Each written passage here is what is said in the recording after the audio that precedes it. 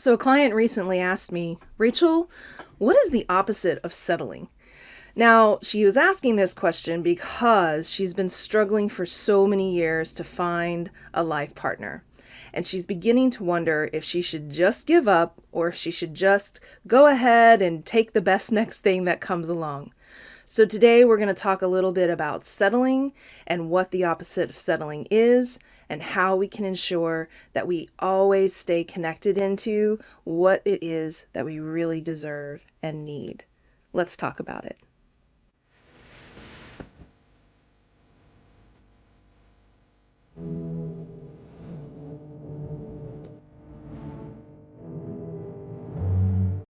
But to revisit something as traumatic as abuse can be frightening up front, but it's certainly worth the healing that's going to come out on the other end.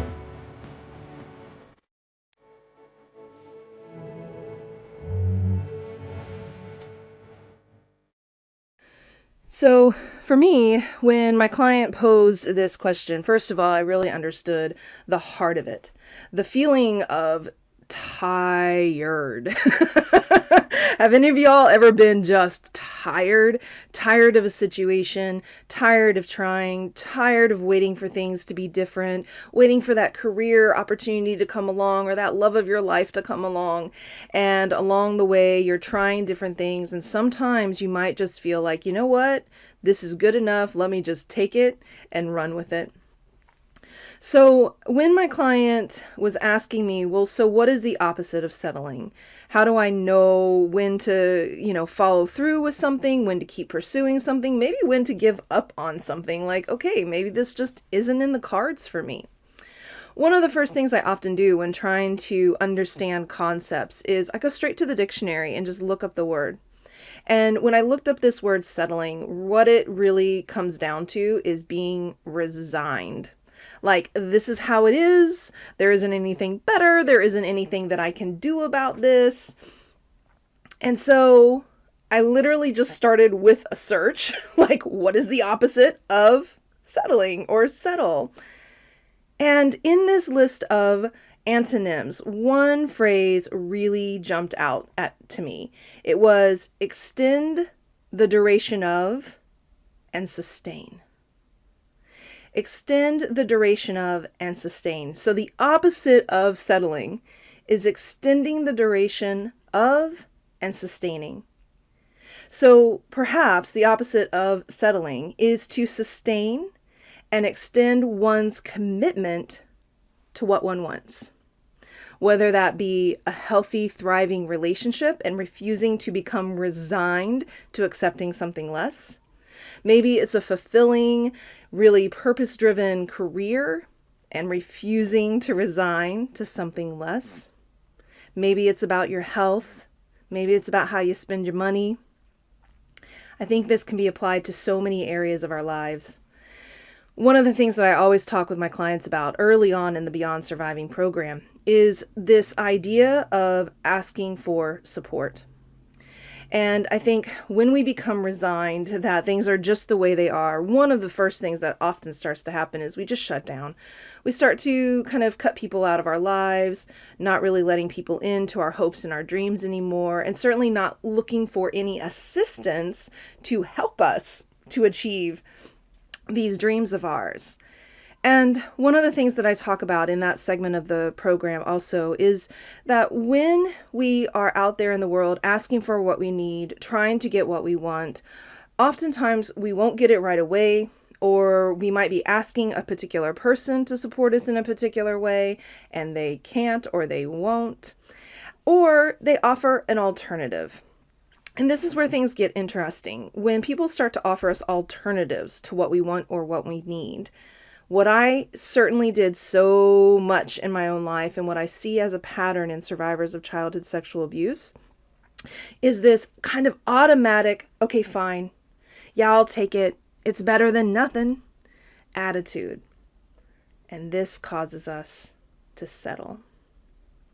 So one of the internal systems that we have to work with in order to kind of avoid this trap of settling and becoming resigned is really connecting into our deservingness. that we can pause, that we can consider, that we can choose, and that we don't have to just take whatever is offered to us. My ex-husband's mother was an extremely influential woman in my life. She still is. I love her very, very much. And she's Jamaican. They're Jamaican. But one of the things when I first started to get to know her, and we would cook meals together, and she would say, Rachel, get the dregs out of the gravy. And I was like, dregs? What do you mean dregs? I'd never heard this term before. And essentially it's like all the leftover bits, the things that you don't necessarily want to ingest. And so you kind of pull all of that out of the gravy, toss that aside, so you have just this remaining rich, luscious, yummy gravy. And she began to talk with me about dregs and how that is generally a metaphor as well about life. Don't take the dregs. Don't accept the dregs. Don't take just the littlest bit that you can get, the leftovers. Get the rich, get the creamy, get the luscious. Hold out for that. Wait for that. And, I have to say, one of the ways that I have been blessed in my life is that I've found partners all throughout my journey, and I haven't struggled in singlehood like so many of my clients have, so many of my friends have. And particularly now, in this day and age, dating and finding a life partner can be even more daunting and difficult.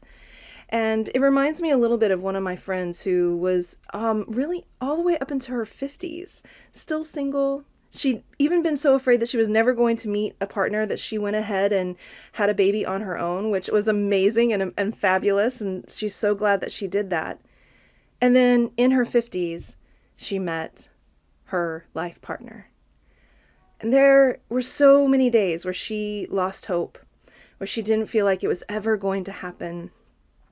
I've seen that same story play out with clients of mine who are chasing a dream, chasing a career, and then just when they were about to give up, to say, no, it's not going to happen, it's not worth it, oh my gosh, something would drop into place, they'd get a referral, something would happen, an opportunity would come. I often have this feeling in my own life that when I'm feeling up against it, when I'm feeling this moment of give up, let it go, it's not going to happen, I'm becoming resigned, I sometimes imagine that just I'm right at the edge of a corner, and right around that corner is the thing that I want. But I've got to take those few more steps in faith and hope and willingness and courage to get there. I also know what's true is sometimes we can hold on to an idea, an opportunity, a wish, a hope that ultimately isn't serving us. Maybe it isn't in alignment. And checking in to figure out the difference between, nope, this is aligned, this is my purpose, this is what I need to be doing, it's good, stay connected, stay hopeful, sustain my intention and my commitment, and times when we need to release and let things go. Well, that's a complex process, y'all. I don't think that there's any one way to do that. I think we all have different ways for how we decide when to release something and when to keep trying and when to keep going.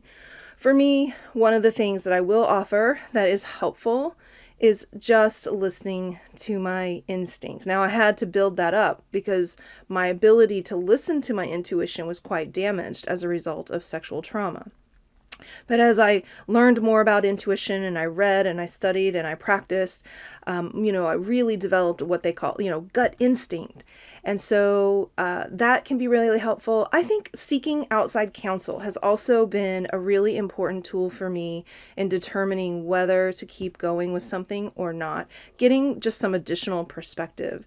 And sometimes changing the expectation, not resigning myself, but maybe thinking, what if it's not like this? Maybe if it's like this, and seeing if that opens a door or brings a new opportunity my way.